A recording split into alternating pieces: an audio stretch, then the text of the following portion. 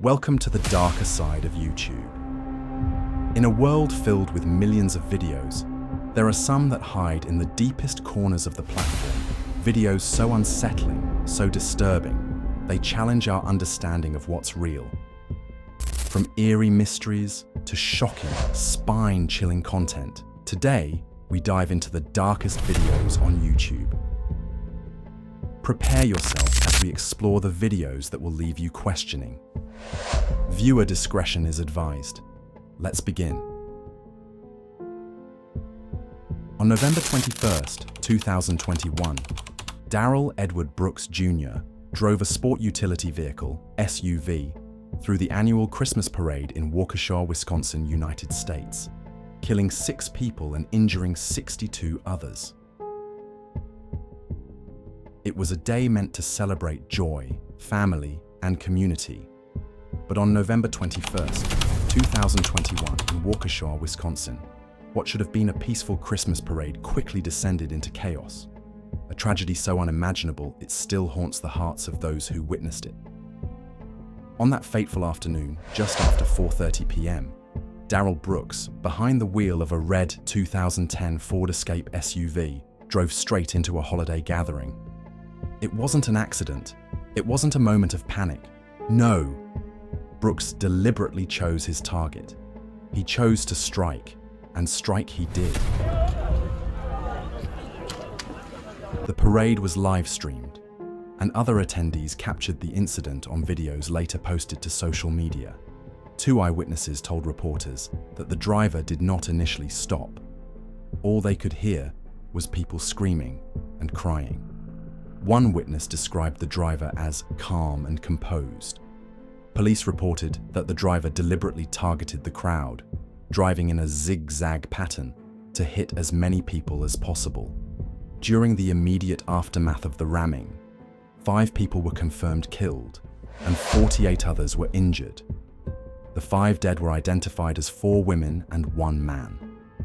4 of the dead were members of the Milwaukee Dancing Grannies, a dance group composed solely of grandmothers.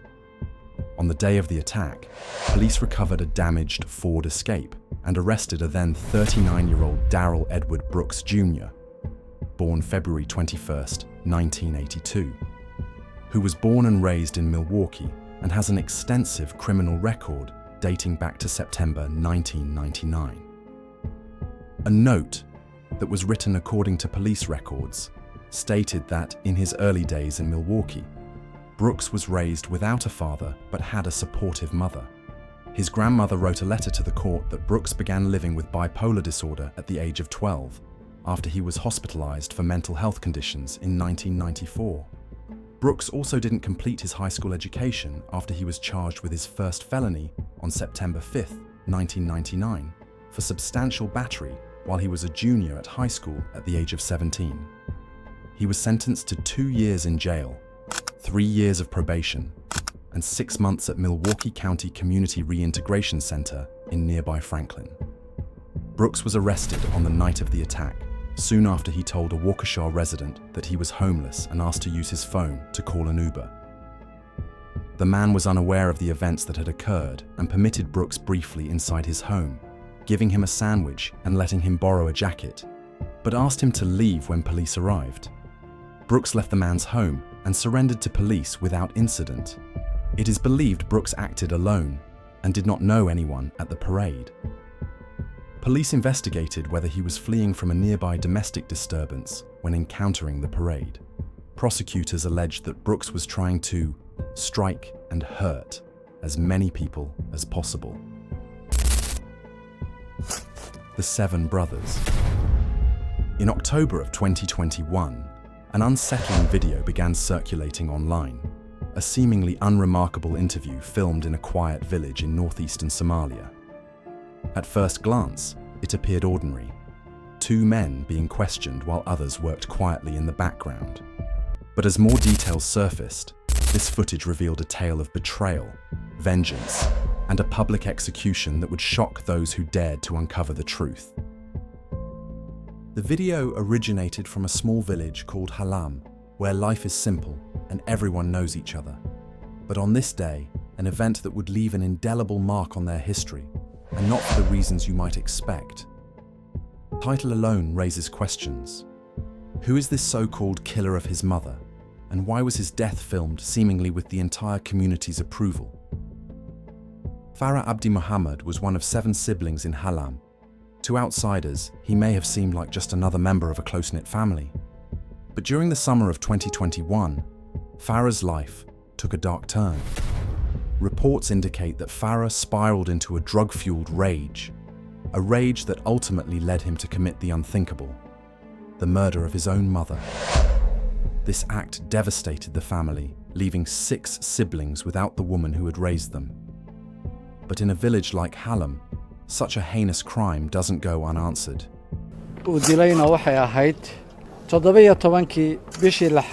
After Farah's arrest, the weight of justice fell on his siblings. They were given the authority to decide his fate. Should he be imprisoned or face the ultimate punishment? It was his brother Awai who stepped forward, not just to demand the death penalty, but to carry it out himself. For Awai, this wasn't just about justice, it was about sending a message to anyone who might consider committing such a crime. In the moments leading up to the execution, the atmosphere was eerily calm. Farah, bound and kneeling, watched silently as the preparations for his grave unfolded. Even in his final moments, he showed no panic, only resignation. Awai, rifle in hand, stepped forward. In front of the entire village, he pressed the barrel to his brother's temple. Then, execution was over in seconds, but its impact lingered. To the people of Hallam, this was justice, a grim but necessary act. But to the outside world, the video left viewers questioning, was this justice or something darker? Farah's crime was unforgivable, but did his death truly heal the wounds he left behind? Or did it serve as a reminder of how easily tragedy begets more tragedy? The Turpin family. It was supposed to be a celebration, a day of love and family. Every year, David and Louise Turpin renewed their wedding vows in Las Vegas, surrounded by their 13 children. To the outside world, they were a massive yet tight-knit family, beaming with love and happiness.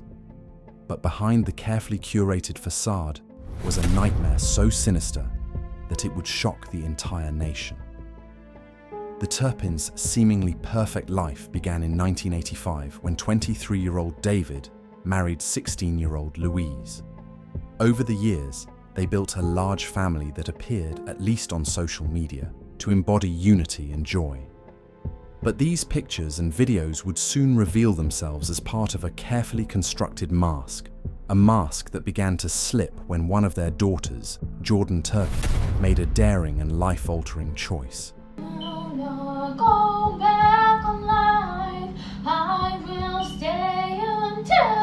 Jordan, the Turpins' 17-year-old daughter, secretly uploaded videos of herself singing original songs. The clips seemed ordinary, a teenager exploring her passion for music. But beneath the surface, they hinted at a life few could have imagined. These videos would mark the beginning of a chain of events that would finally reveal the horrifying truth of what was happening inside the Turpin home. You're recording? Hello. This is 911. Do you have an emergency? I just ran away from home. Do you know what street you're on? No. I just ran away from home because I live in a family of 15. Okay? We have abusing parents. Did you hear that? Okay. How did they abuse you? Okay. They hit us. They throw us across. They throw us across the room. They pull our hair. They yank out our hair. I have my 2 little sisters right now are chained up. It was January 14th, 2018, when Jordan made that desperate 911 call. Her voice shook with fear as she described the unimaginable conditions she and her siblings endured. She told officers how her siblings were chained to their beds as punishment for stealing food. Food they were only allowed to eat once a day. When the officer arrived, Jordan, nervous and unsure, explained that she had never spoken to anyone outside her family before. The officer's initial skepticism melted away when Jordan provided photographic evidence of her sisters chained to their beds. What police found inside the Turpin home defied belief. The smell of excrement and filth permeated the air. 12 siblings, malnourished and frail, were discovered. Some were chained to their beds, and others bore bruises from constant beatings. Astonishingly, some of these children were actually adults, one as old as 29 years, but weighing only 89 pounds. We are only to follow and to trust in Him. For as the heavens are higher than... David and Louise Turpin were arrested and later sentenced to life in prison for their unspeakable crimes. But the trauma they inflicted on their children would take years, perhaps lifetimes, to heal. Today, Jordan Turpin has become a symbol of resilience. She's thriving on social media, sharing her life and newfound freedom with the world. Her courage not only freed herself, but also saved her siblings from a lifetime of abuse. But even after escaping their parents, the nightmare wasn't over for all the Turpin siblings. In a tragic twist, a foster family entrusted with 5 of the children has been accused of similar abuses, including false imprisonment and molestation. It's a devastating blow in a story that has already seen too much pain. Despite the darkness of their past, there is hope for the Turpin siblings. Jordan and some of her brothers and sisters are now building lives free from abuse. Their bravery reminds us all that even in the face of unimaginable evil, light can still emerge. Thank you for watching. Don't forget to like, comment, and subscribe for more true crime stories.